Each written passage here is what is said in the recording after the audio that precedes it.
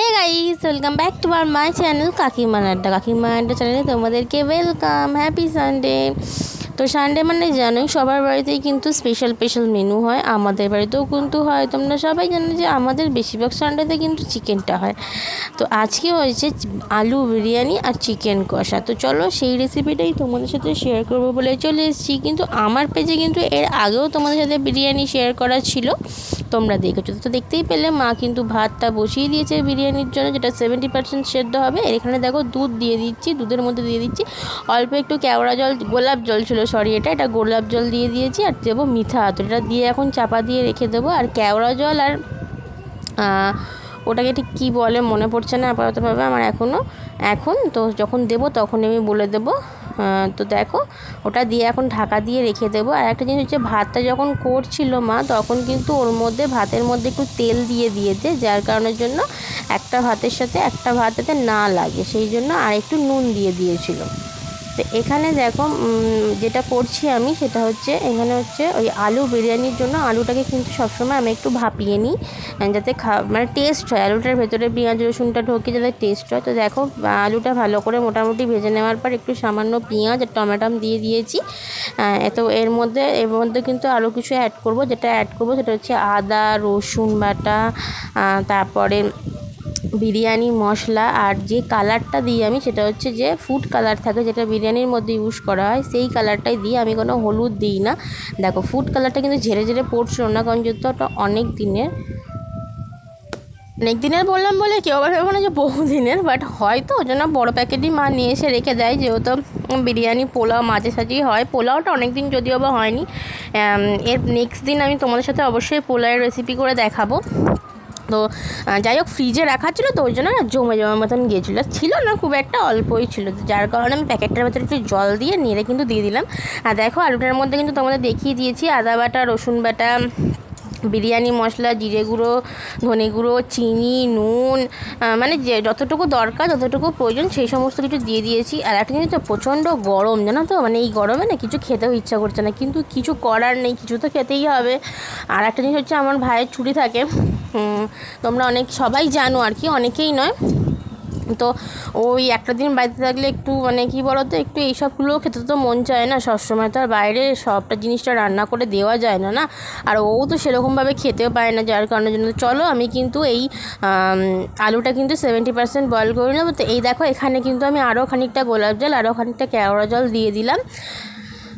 আর এখানে কিন্তু 10 টাকা দামি একটা প্যাকেটের যে দুধ হয় সেই প্যাকেটটাই ছিল। আর এইটা না কি জাফরান না কি একটা সামথিং বলে, বাট আমার এই মুহূর্তে মনে পড়ছে না। দেখো কি সুন্দর বাক্স করে দেওয়া আছে, এটার কিন্তু অনেক দাম। দেখো খুব সামান্য দিলেই কিন্তু হয়, এটার কার্যকারিতা কি আমি বলতে পারবো না, তবে ফ্লেভার আসে দিলে নাকি শুনেছি, তো সেই কারণের জন্যই দেওয়া। তো দেখো এখানে এই যে দেখতে পাচ্ছ যে অল্প অল্প গ্রেভিটা আছে, ব্যাস আমি ওই অবস্থাতেই কিন্তু এটা নামিয়ে নেব। খুব একটা গ্রেভিটা আর কি মরাবো না, কারণ যেহেতু বিরিয়ানি শেষ একদম শুরুটা হবে এই আলুটা দিয়েই। তো এখানে দেখো আমি মাংসটার মধ্যেও খানিকটা ভিনিগার মিশিয়ে দিলাম। কেন জানো তো, রান্নাটা করতে না আজকে আমাদের অনেক দেরি হয়ে গিয়েছিলো, মানে রান্না বসিয়েছি প্রায় 1টার পর আর কি, এরকম একটা ব্যাপার। এবার বিরিয়ানি হবে মানে বুঝতে পারছো, বিরিয়ানি হবে চিকেন কষা হবে মানে এতগুলো মানে দুটো রান্না হলে কি হবে, কিন্তু এগুলোর তো চাপ আছে না অনেকটা। তো যার কারণের জন্য আমি একটু ম্যারিনেট করে রাখলাম ভিনিগার দিয়ে, যাতে মাংসটা সেদ্ধটা তাড়াতাড়ি হয়ে যায়। তো যাই হোক এখানে দেখো আমি বড় কড়া বসিয়ে নিয়েছি। তো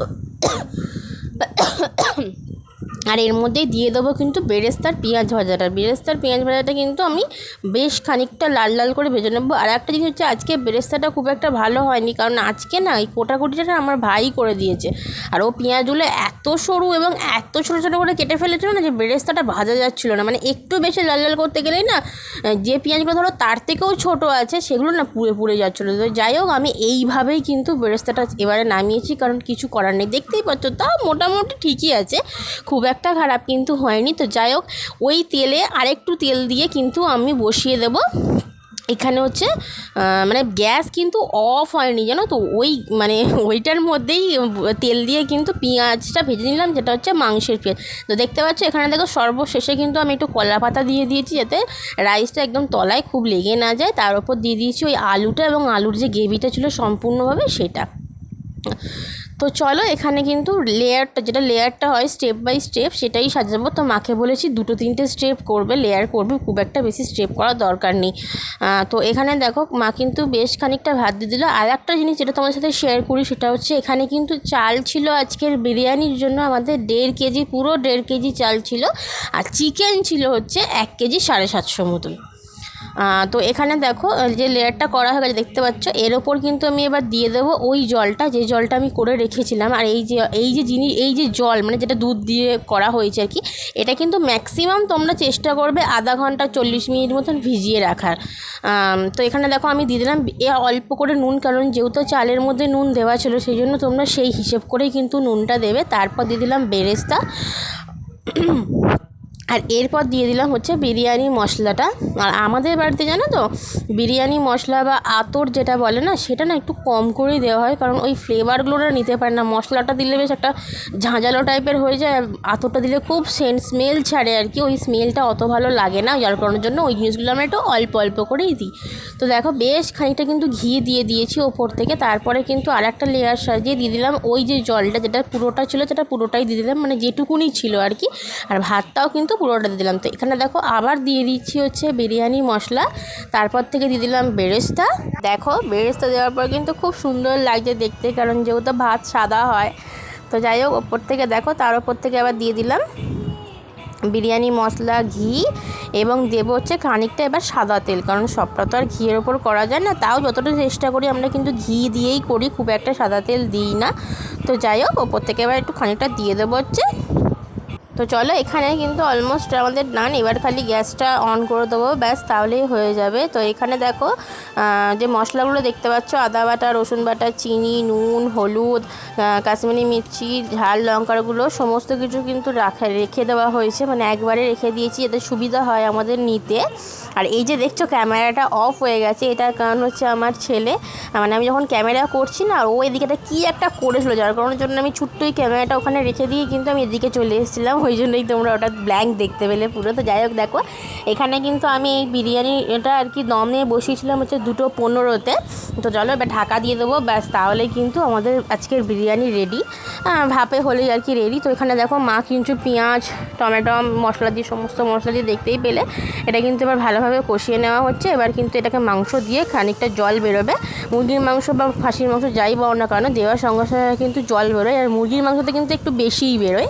তো যাই হোক এবার ওই জলটা থাকাকালীনই কিন্তু আর জল দেওয়া হবে না, এবার একটু একটু করে একটু কষিয়ে নেওয়া হবে, তারপরে একটু সামান্য জল দিয়ে ঢাকা দিলেই কিন্তু আজকে চিকেনটাও রেডি হয়ে যাবে।